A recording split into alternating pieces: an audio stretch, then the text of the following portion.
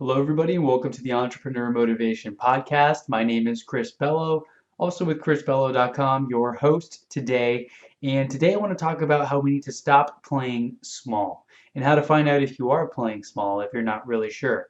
But before we get into that, I want to invite you, if you have not already, to download my free PDF, 5 productivity hacks to implement today. And that's something that you're going to get if you sign up for my email list on my website. But if you haven't visited my website yet, you can get the quick copy by going to Chris Bello, CHRIS, B as in boy, ELLO.com/productivity.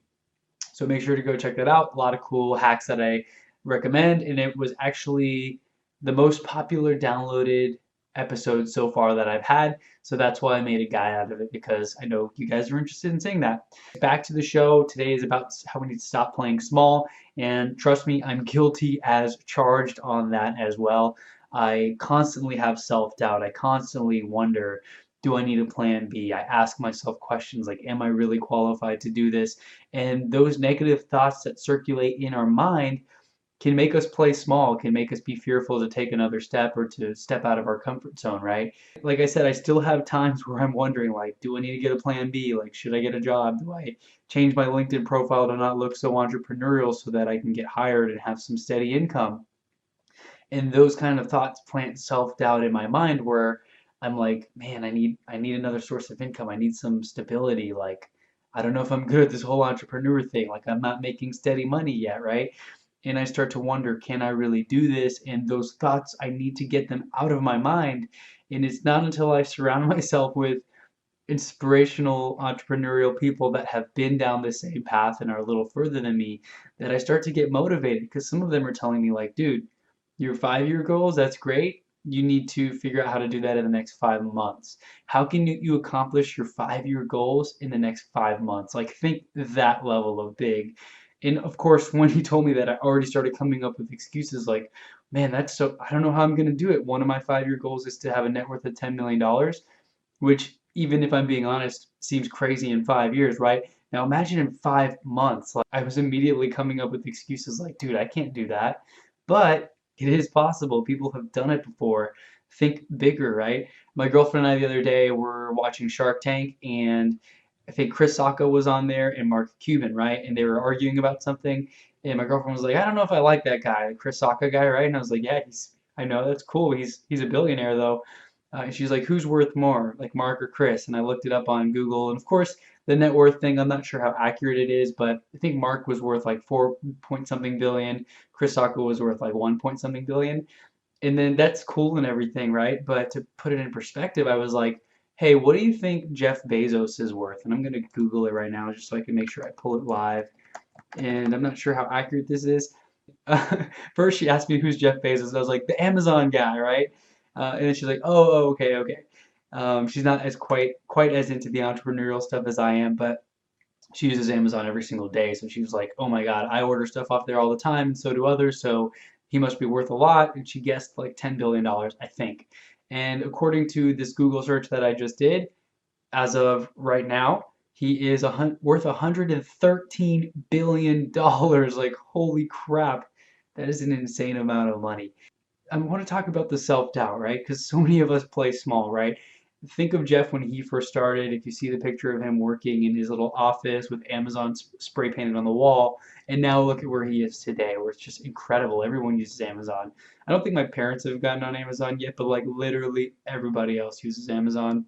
A great way to overcome this thinking small and the self-doubt is to ask yourself, has this been done before? Whatever it is that I want to do, has it been done before? And the answer is almost always yes. So I'm going to talk about a specific date and something that happened, and you've probably heard this story before, but if you haven't, it's going to blow your mind.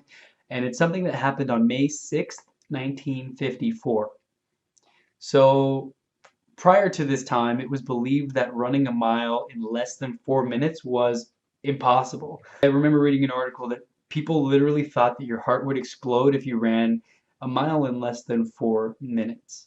So people thought it was impossible and that you would die and that it shouldn't be done, right? So no one ever tried to do it. And for decades, nobody had accomplished that feat. But on May 6th, 1954, Roger Bannister ran a mile in less than 4 minutes.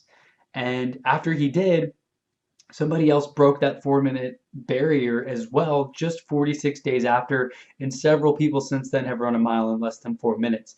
And the lesson here is that once others saw that it was possible and that another peer who was a regular human being accomplished this task, that it was really possible and that you wouldn't die, several others started to do it as well. So it really helps to see other people actually accomplishing the things that you want to do in order for you to get inspired and know, like, wow, they did it, they're training the same amount as I am.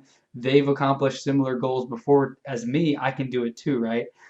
So ask yourself, who is somebody in your field of interest or in your business model or whatever it is that you are doing who has been successful, who has worked their way up, right? So me being in real estate, for example, I've come from the investment side, I've done some wholesaling, and now I've got my real estate license. So I'm aligning myself with people who are absolutely freaking killing it in my market in Houston. On the investment side, I've been networking with some key players who own like dozens of rental properties and they do wholesaling every day. They do more deals than they can count on a weekly basis, and they've got people under them working on different deals across the nation, like virtual wholesaling and whatnot, virtual deals. Like I'm hanging out with those people and like learning from them, even taking some of their leads, like the acquisition calls to qualify them and then passing it along. So I'm kind of working in their machine as well as a collaborative partner. And then on the retail side, I've recently gotten my license a few months ago, and I'm already aligning myself with some really cool down-to-earth agents at my brokerage office, who are doing 20 million plus in sales a year. So like 3% commission of 20 million in a year, not bad, right? And they're so humble and down to earth and willing to share information with me. And I think I've aligned really well with a few of them who kind of see part of me in them maybe when they were starting off, because I'm hungry and motivated. I show up every day. I'm optimistic. No matter what, I can get my teeth kicked in. I can have an open house that no one comes to, and I still come out strong, happy, excited every single day. Of course, I have those moments where I feel down and I'm like, man, I feel like the whole day was wasted, right? Like I feel like I pushed so hard and the needle didn't move sometimes. But then I look back and I keep on showing up every single day and staying consistent. And then you look back and you see how far you've come, and it's really cool and exciting to see, right? So some agents that I've been aligning with are throwing leads my way, giving me exclusive opportunities to do their open houses and to get buyer client leads who come through. And it's really awesome to start to see that, like, the amazing possibilities when you align yourself with mentors who have been successful in the area it is that you want to be successful in. And another example too, another agent I know who's doing 20 million in sales on an annual basis, she had a class here recently about open houses and was talking about how she's grown her business in 5 years. She came from California, didn't have a background in real estate, didn't know anyone here, and she's grown her business to $20 million in sales a year by doing open houses and posting on social media and things like that. And in that class, there were like 50 physical bodies there and then even more live streaming. She was saying, okay, so I'm getting so many leads at this point that I need to start referring leads out to people that I trust. And last night I texted 2 real estate agents that I know, like, and trust who are going to start helping me with leads. And I was sitting there kind of like smiling because I was one of those agents. And it's so cool to see the law of attraction starting to manifest itself in my life. But of course, luck is where preparation meets opportunity, right? So I've been prepared and now I'm presenting myself and standing in front of the opportunity. If the opportunity is a train, I'm standing there on the tracks waiting to meet it head on, which that's probably a bad example. You shouldn't do that. But the idea here that I'm trying to portray is that I'm putting myself in situations where I have no choice but to find these opportunities and allow them to present themselves to me for me to act on. Who are the people who are killing it in your industry, who are doing really well, who are being successful and accomplishing all these amazing goals?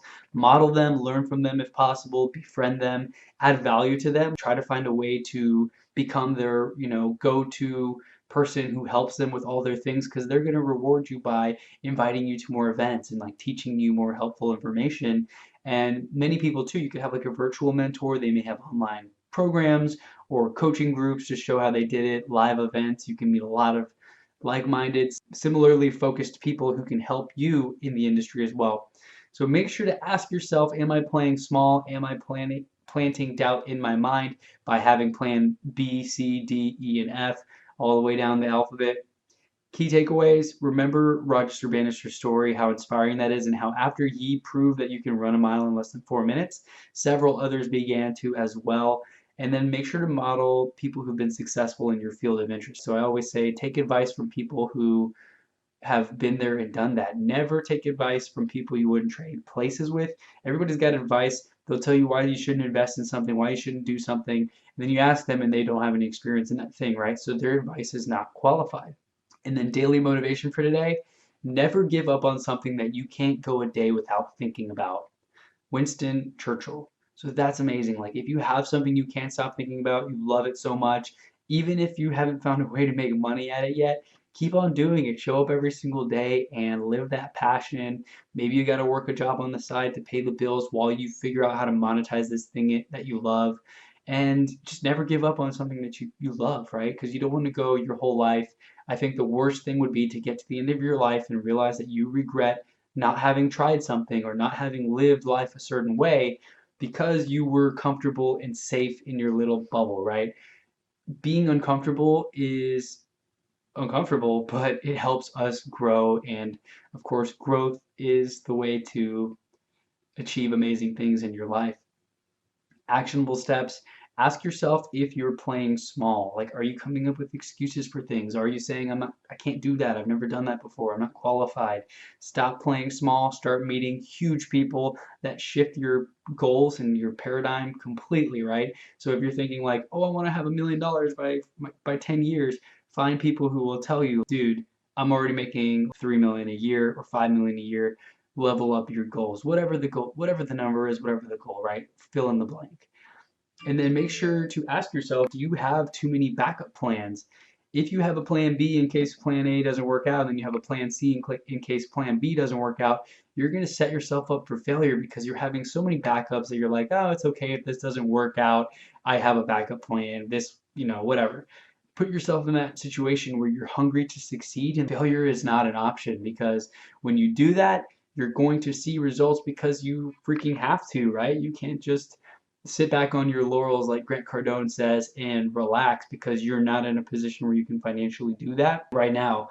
I'm not making consistent enough income that's predictable to feel like I can just sit back and watch 6 hours of TV on Saturday. I can't play Fortnite all day right now because I'm not where I want to be yet. And until I reach a certain level where I feel more comfortable with the income and the steadiness of everything that I'm working on, then I will have more planned time for breaks and vacations and I can chill a little bit. But until then, I'm working as hard as I can to prevent myself from having to take that plan B and to find that, backup job to get some extra income, because I want to be successful in the things that I love to work on so that I can just do that. And that's exactly why I quit the corporate job to begin with. Thanks so much for listening and for sticking around this long.